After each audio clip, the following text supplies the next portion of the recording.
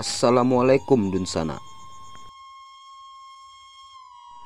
Semakin hari, ingatan sebagian orang tentangnya hanya semakin memburuk.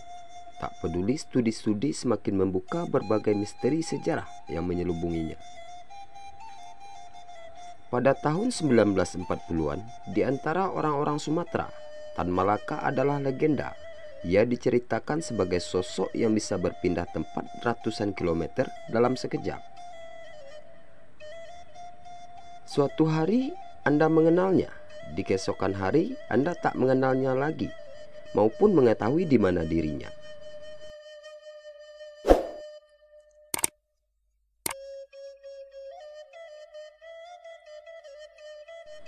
Nama lengkap Tan Malaka adalah Ibrahim, gelar Datuk Sultan Malaka. Nama aslinya adalah Ibrahim, tetapi ia dikenal baik sebagai seorang anak dan orang dewasa sebagai Tan Malaka. Sebuah nama kehormatan dari semi bangsawan. Ia mewarisi dari latar belakang kebangsawanan ibunya.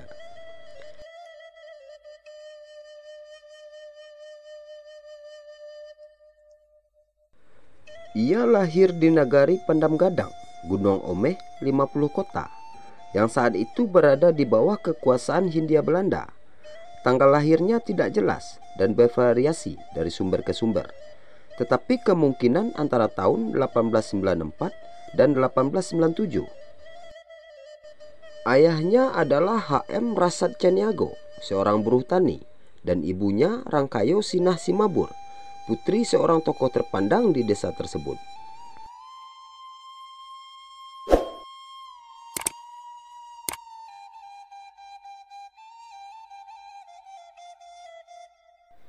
Mistis, ya, tetapi mitos dan aura misterius yang menyelubunginya lantaran situasi yang sangat wajar.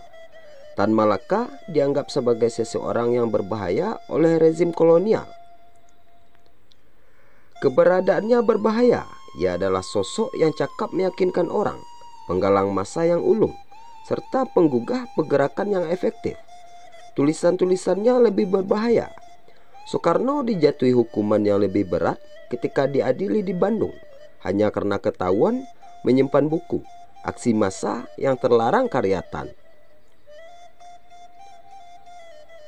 Tan Malaka pun akibatnya menghabiskan lebih dari separuh kehidupannya sebagai buron. Ia tak bisa berdiam di satu tempat lebih lama, serta harus menggunakan identitas palsu dalam banyak kesempatan. Ia memiliki 23 nama samaran dan selalu berpindah dengan total perjalanan sepanjang 89.000 km.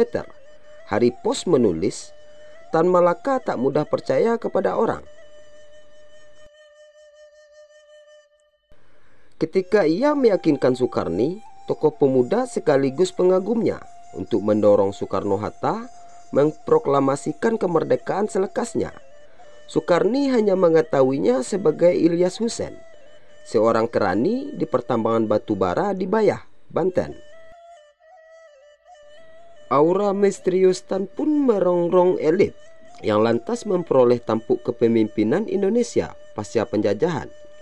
Mereka sebelumnya hanya mengetahui Tan Malaka sekedar dari tulisan-tulisannya yang menginspirasi mereka bangkit melawan kekuatan kolonial. Sekonyong-konyong saja mereka menjumpainya secara langsung. Ini menyebabkan sosoknya menjadi momok ketika pada tahun-tahun terakhir kehidupannya ia kembali ke Indonesia. Ia kembali ditangkap pada bulan Maret 1946 dengan tuduhan yang tak bisa dibuktikan, yakni hendak mengacau keadaan dan bertindak menggelisahkan.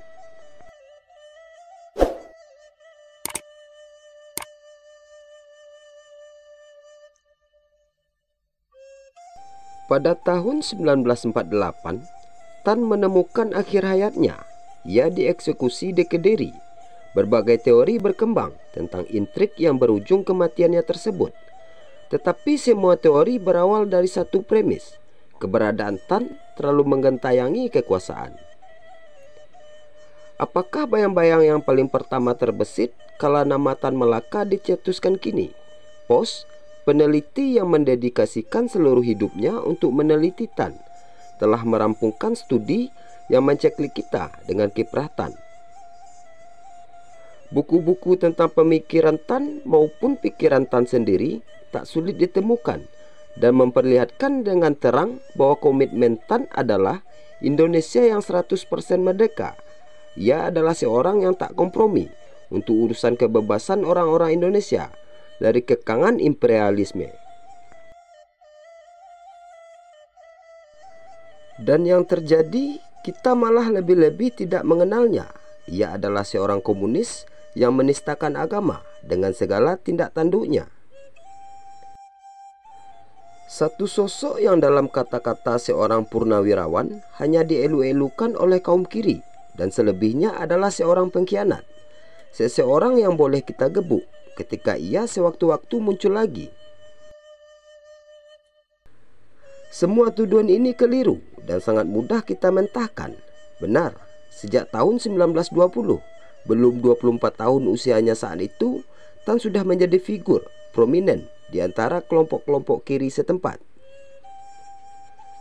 Ia diajukan sebagai kandidat Volksraad atau parlemen di Sumatera Timur. Namun ia memilih bergelut di antara pergerakan serta pikiran sosialis, tak lain karena kepenatannya dengan penindasan terhadap sesama di perkebunan Eropa. Lagi pula, apalagi yang menyediakan perkakas analisis untuk mengungkap praktik eksploitasi oleh Belanda saat itu? Apa yang menyediakannya kesempatan untuk menyuarakan keadilan?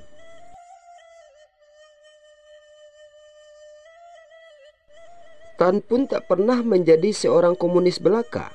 Dalam Kongres keempat Komintern pada tahun 1922, Tan mengkritik haluan Komintern yang saat itu mengambil pendirian antagonistis terhadap pan-Islamisme. Sarekat Islam baginya dapat menjadi gerakan yang mengembalikan kekuatan kepada para petani yang melarat di bawah kapitalisme kolonial. Islam dapat menjadi kekuatan yang mengembalikan apa yang seharusnya dimiliki orang-orang. Tan sendiri di hadapan sidang tersebut tak menampik bahwa dirinya adalah seorang Muslim. Ya, saya katakan, ujarnya, ketika saya berdiri di depan Tuhan, saya adalah seorang Muslim. Tan jelas tidak memperlakukan komunisme sebagai satu ideologi. Ia adalah metode, satu alat berpikir sistematis untuk membedah realitas dan menganalisis sebagaimana seyogianya pergerakan digulirkan, pembagian wewenang dilangsungkan, dan perorganisasian kerja ditata. Ia menggunakannya ketika harus mengkritik Soekarno dan partainya terlalu disibukkan dengan memikat rakyat dengan kata-kata, grande eloquence, dan kehilangan pijakan sebagaimana mengorganisir serta mendisiplinkan mereka. Dan tentu saja ia menggunakannya untuk menggerakkan orang-orang agar mau berdiri di hadapan kolonialisme Eropa saat itu.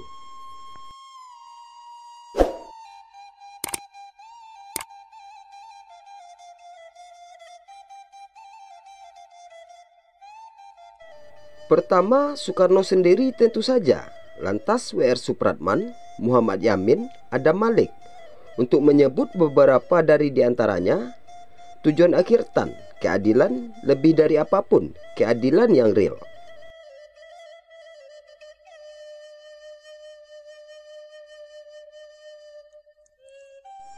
Bila akhirnya kita memilih untuk mendepak figurnya dari pemahaman kita tentang sejarah Indonesia dan mengafirmasi politik-politik ketakutan yang berusaha memanipulasi kita, saya yakin yang terjadi selanjutnya adalah hantunya kian menggerogoti kita.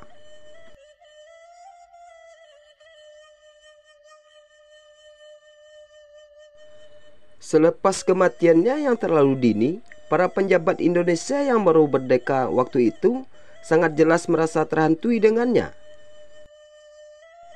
Hatta langsung mencopot Soekarno, Panglima Divisi Jawa Timur, dan Soe Rahmat, Komandan Batalion Sikatan di Kediri. Soekarno menyandangkan kepada Tan gelar pahlawan nasional pada tahun 1963. Para penentu ini besar dengan membaca pikiran-pikiran Tan Malaka. Ia bukan hanya sudah aktif dalam pergerakan sebelum mereka, ia adalah sang pendahulu yang mereka hormati.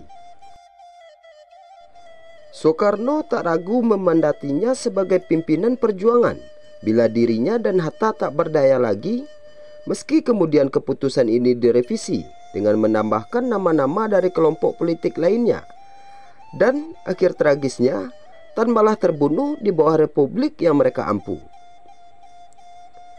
Kini apakah kita mau menggebuk andai Tan mendadak muncul kembali? Kita tak bisa menggebuknya. Ia yang akan menggebuk balik kita dengan rasa bersalah.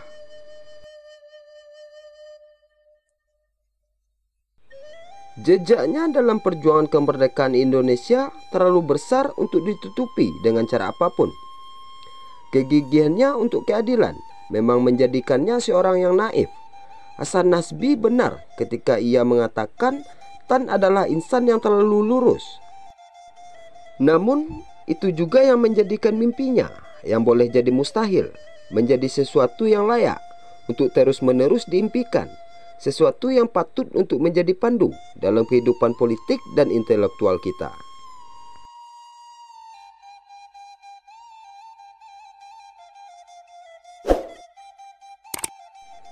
Jadi sekian saja yang dapat kami bagikan. Bagaimana menurut pandangan Dunsana? Silahkan tinggalkan pendapat Dunsana di kolom komentar dengan bijak.